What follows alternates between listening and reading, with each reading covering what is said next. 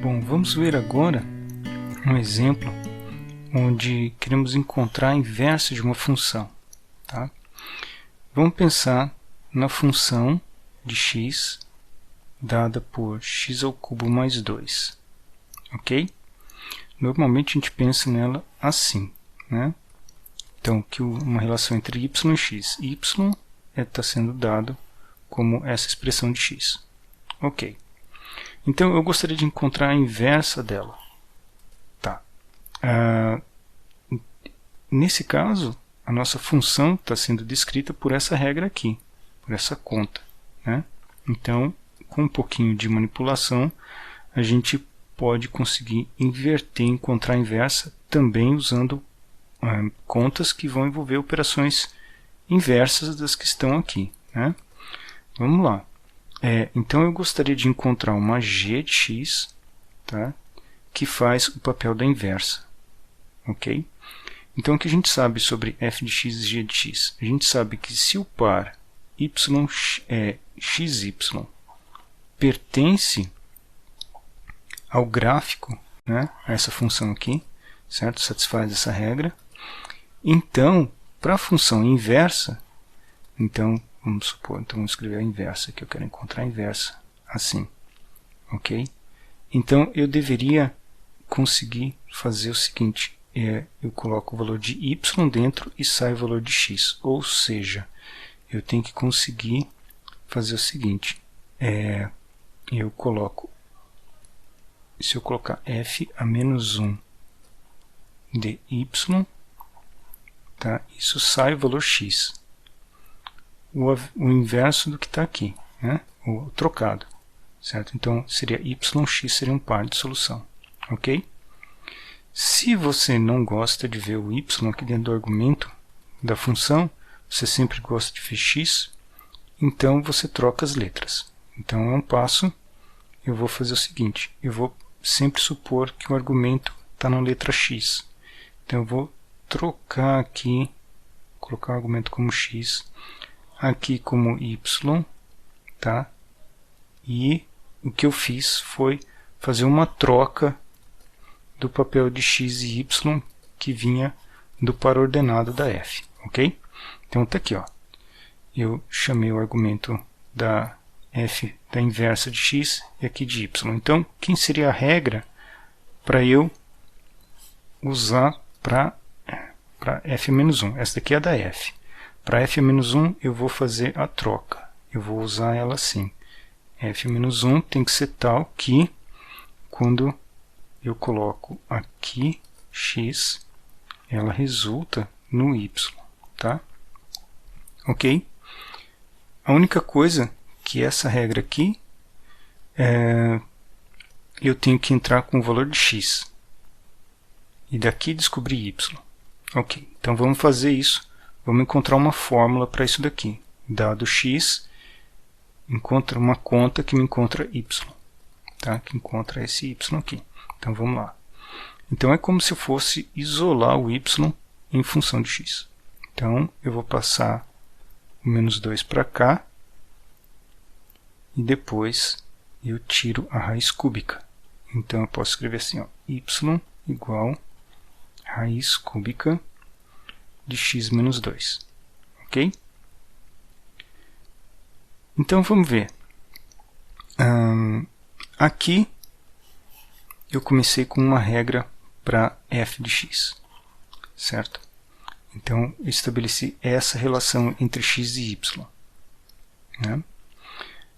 Para a inversa, eu estabeleci a relação em que eu inverto o papel de quem é o argumento, quem vai ser dado e quem vai ser obtido. Aqui, nessa fórmula, ela é adequada para você jogar o valor de x, fazer uma conta e encontrar y. Né? Aqui, a função inversa faz o caminho inverso. Eu dou primeiro o valor esse daqui, e então a função me retorna esse daqui. Ok? Tá? Essa é a função inversa. Vamos achar uma fórmula para ela. Ok? Queremos uma receita. Tá? O princípio já está aqui. Dado x, encontre y. mas a fórmula não. Então eu vou exibir uma fórmula fazendo essa conta aqui, ok? Então eu posso dizer que a função f-1 de x é a função raiz cúbica de x menos 2. Ok?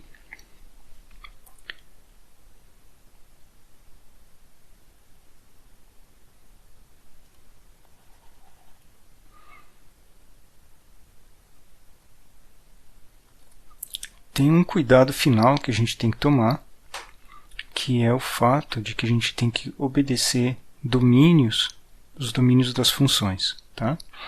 Então vamos observar os domínios aqui. Vamos escrever novamente, agora que a gente já sabe a fórmula dela, okay? Vamos escrever os domínios. A f de x, então quem que é a f de x? É essa daqui, x ao cubo mais 2.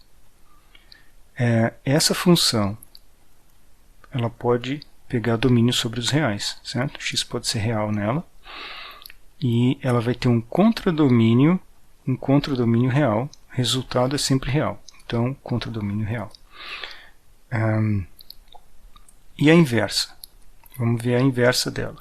Então, a inversa é a seguinte função. Então, raiz cúbica está aqui, raiz cúbica de x menos 2. Ok. Agora eu tenho que tomar cuidado, porque eu tenho que ver se qualquer ponto aqui funciona, se eu posso colocar os pontos que estão aqui dentro do argumento. Né? Então, g para f-1, eu posso colocar números reais aqui dentro? Tem uma raiz, tem que tomar cuidado. Tudo bem, porque a raiz é uma potência ímpar. Então ele aceita qualquer número real aqui. Ok. E vai retornar... Bom, vai retornar um número real. Tá? Então eu simplesmente coloquei aqui um domínio, onde essa fórmula funciona. Um contradomínio, que é o resultado. Aqui eu coloquei um domínio onde a função funciona, e aqui o contradomínio é o resultado. Está tudo funcionando aqui, não teve nenhum problema. Vamos mostrar um caso em que pode haver restrição aqui, onde a gente vai observar restrições para conseguir construir a inversa. Vamos lá. Então vamos ver esse caso aqui, em que a função f é definida como raiz quadrada de x mais 3. Ok. Então, essa é uma função e a gente vai escolher o domínio dela. Tá? Para isso, eu preciso ter certeza que aqui não vai dar raiz quadrada de número negativo. Então, eu vou escolher o domínio como sendo o conjunto que começa em menos 3 e vai até mais infinito. Né? Isso garante que aqui pode ser 0, mas não pode ser negativo. E isso daqui tem como contradomínio os números reais, certo? Então vai resultar no número real, ok? Eu vou ser um pouquinho mais específico do que isso. Em vez de escrever aqui o contradomínio, eu vou escrever a imagem, tá? A imagem é o seguinte: são os valores que realmente isso daqui pode alcançar. Isso daqui pode alcançar qualquer valor real positivo, porque o resultado da raiz quadrada vai ser um número positivo. Tá? Então, eu vou dizer que a minha função f tem como imagem, a imagem, a gente denota assim, im de f é o conjunto dos y reais, tal que o y é maior ou igual a 0. Ok? Então, por quê? Então eu estou dizendo aqui que a imagem é onde eu chego com esse valor aqui. Eu estou dizendo que o y sempre resulta num valor maior ou igual que 0. tá? E todo número maior ou igual que zero, aqui tem um x que vai chegar nele, né? Que é o correspondente. Bom, então eu vou escrever minha função assim, para ajudar a encontrar a inversa. Vou querer encontrar a inversa dessa função, eu vou escrever ela assim: y igual a raiz de x mais 3. E eu vou lembrar que o x é maior ou igual que menos 3, e vou lembrar que o y é maior ou igual que zero. Ok? Tá, então vou lembrar dessas duas coisas aqui. Vou colocar junto, anotar junto. Tá? Agora eu quero a inversa dela. Quero a inversa dessa função. Ok? Então, o que faz a inversa? Então, se y igual a f de x, certo? E eu tenho agora um outro valor aqui, y igual a f a menos 1 de x, essa aqui vai ser a inversa. O que acontece? Se eu tenho um par de valores xy que pertence aqui, né? O par de valores xy que está aqui tem papel trocado. Esse corresponde a esse corresponde a esse e vice-versa. Tá? Então, eles estão trocados de posição. Então, eu vou encontrar uma fórmula para essa função aqui, para a função inversa, começando dessa daqui, e eu vou inverter o papel de x e y. Tá? Então, eu vou fazer isso. Eu vou começar a escrever tudo isso daqui, ó. E eu vou inverter o papel de x e y. Então, para eu encontrar f a menos 1, uma fórmula para ela, eu quero dar o x, dar o valor de x aqui, tá? E encontrar o valor de y. Ok? Sendo que o x, tá, é esse valor que está aqui, ele vai ser maior que zero. Estou lendo da outra função aqui em cima, ok? Estou invertendo o papel de x e y da f. Então, o x vai ser maior que zero e o y maior ou igual que menos 3. É isso que a gente espera. Então, vamos lá. x² menos 3 igual a y.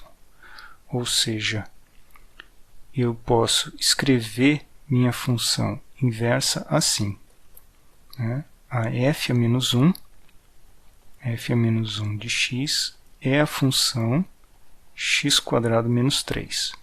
Não só uma fórmula, mas ela também tem um conjunto, certo?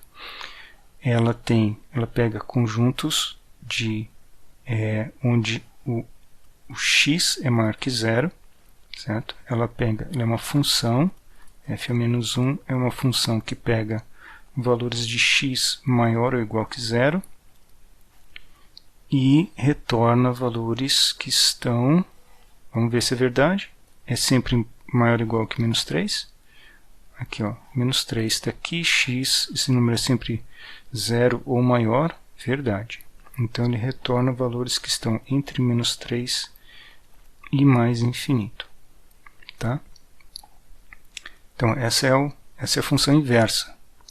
Okay? Não só a fórmula dela, mas também os conjuntos em que ela pode ser usada, que ela deve ser usada. Note que, se eu olhar só para essa fórmula aqui, ok? Só para essa daqui, eu ficaria confortável em dizer assim, não, mas escuta, essa função, a função que tem x² menos 3, por que não permitir x negativo? Seria sem problema, né? Ok? Então, a princípio, eu poderia dizer o seguinte, deixa isso daqui correr para qualquer número real, certo? Vai ser verdade do mesmo jeito, né? Quem me importa aqui se o x for negativo para f menos 1, tá? Mas tem um problema. Se você escolher um x negativo aqui, né, se você permitir x negativo, por exemplo, x igual a menos 2, né, então o que vai dar? Quando você calcular assim, ó, então suponha que eu pegue esse x aqui igual a menos 2, ok? Escolhi um valor negativo, que era proibido aqui, ok? Agora eu vou aplicar e calcular quem é f a menos 1 dela. Okay? Então vamos fazer o processo inverso. O que eu quero fazer é pegar o valor de f de menos 1 de menos 2, okay? E eu vou calcular quanto vale isso. Aí jogo na conta, que é a nossa máquina de fazer conta aqui, que é a regra da função. Ela diz que eu devo calcular isso daqui, ok? Que resultou no valor 1. Né? Então deu 4 que resultou 1. Agora, se eu pegar esse valor 1 e jogar dentro da f, certo? Eu vou jogar dentro da f de 1. Tá? Vamos ver se volta.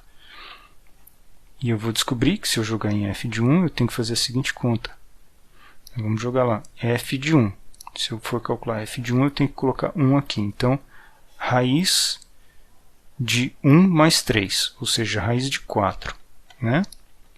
Okay. Isso daqui, a regra é, faça o seguinte, coloque o 1 no lugar do x, então vai ficar 1 mais 3, que é raiz de 4, que é 2. Então, olha só, eu comecei com o número menos 2, passei pela f1, saí, depois peguei o resultado, pus dentro da f e saí com 2. Esses números aqui não batem, tá? Um não confere com o outro. Ok? Então, não satisfaz a propriedade que a gente gostaria de função inversa. Eu não consegui colocar um valor dentro da f a menos 1 e dizer que a f é exatamente a inversa da f a menos 1. Né? Por que aconteceu isso? Porque eu violei essa restrição aqui. Eu escolhi um número que era negativo. Né? Tá? Eu violei, no uso da função inversa, eu violei essa restrição aqui. Tá? Então, a gente deve casar a f e a f a menos 1 nos conjuntos em que elas vão ser usadas. Tá? Vamos fazer uma interpretação gráfica, geométrica disso. Então, está aqui, desenhei eixos e vou colocar os gráficos das funções. Então, eu vou colocar y igual a raiz de x mais 3, que é a f, certo? Então, vamos colocar aqui, ó, y igual a f de x, que é definido por essa conta. E vou colocar y, que é f a menos 1 de x, que é definido por x ao quadrado menos 3. Aqui. Tá? Então, como que vai ficar o gráfico dessa função? Um gráfico fica assim. Então, como é que é essa raiz quadrada? A raiz quadrada vai valer 0 quando x valer menos 3. E depois, quando x vale 0, isso aqui vai valer raiz de 3. E, então, é um gráfico de raiz quadrada. É como se fosse o gráfico que seria o gráfico da raiz quadrada. Sairia daqui, né? Faria essa curva para cá. Esse é o gráfico da raiz quadrada. No caso, ela está deslocada 3 unidades para a esquerda. Então, começando aqui, ó, em menos 3. Então, esse sinal de mais fez o gráfico da raiz quadrada deslocar 3 unidades para cá. Ok. Pus o raiz de 3, trouxe o raiz de 3 um pouquinho mais para cá. Então, a parábola que é expressa aqui vale 0 quando x vale raiz de 3. Né? Porque eu tenho raiz de 3 ao quadrado aqui, menos 3 dá 0. Então, essa daqui é uma das raízes. A outra está aqui, no menos raiz de 3. Está do lado de cá, certo? Mas a função, a princípio, a parábola é assim. Só esse pedaço que está valendo. Tá? Para f a menos 1. Por quê? Por causa dessa restrição aqui. Ó. Né? A gente está pegando valores de x para f menos 1. Estamos pegando valores de x que são maiores do que 0. Tá? Então, aqui encaixa direitinho. Você vê que a função f e a f-1, uma é a inversa da outra. Elas têm essa imagem aqui pela diagonal, tá vendo? Então você tem essa, se você passar a diagonal aqui, você vê que para cada ponto de um lado tem exatamente um ponto do outro lado, né, que é a inversão do papel de x e y. Tá? Então x aqui, y aqui. Aqui é o ponto em que x igual a y, né? Uma prossegue para cá, a outra prossegue para cá. E por que então a gente não pode permitir para a inversa que qualquer coisa no domínio não pode pegar em R? Esse daqui daria errado, né? Vamos pôr errado, tem que ser esse. Porque se você permitir valores negativos, o que vai acontecer é que você vai completar a parábola para cá, né? Você vai completar para cá, mas o que está acontecendo? Essa daqui não completa embaixo. Por quê? Porque se ela completasse aqui, ela não seria função. A função não pode ter uma reta vertical que encontra ela em dois pontos, né? Ok? Então ela não tem esse ramo aqui para baixo para acompanhar esse pedaço. Porque a gente está falando de função. A função só pode ter um lado. Para cada x só pode haver um valor em y correspondente. Ok? Isso quer dizer que eu tenho que tirar esse ramo aqui. Ok? Então um teste para ver se a função está corretamente definida para ter inversa é você passar uma reta horizontal. Se você passar uma reta horizontal aqui, tá? Né? Cortando o eixo y, ela só pode cortar a função em um lugar. Tá? Se ela cortar em um lugar, ok. Cortar em um lugar, ótimo. Quer dizer que você pode inverter ela, porque agora você pode fazer o caminho inverso, onde você começa com você faz tanto de y, calcula de x, calcula y, começando daqui você calcula aqui.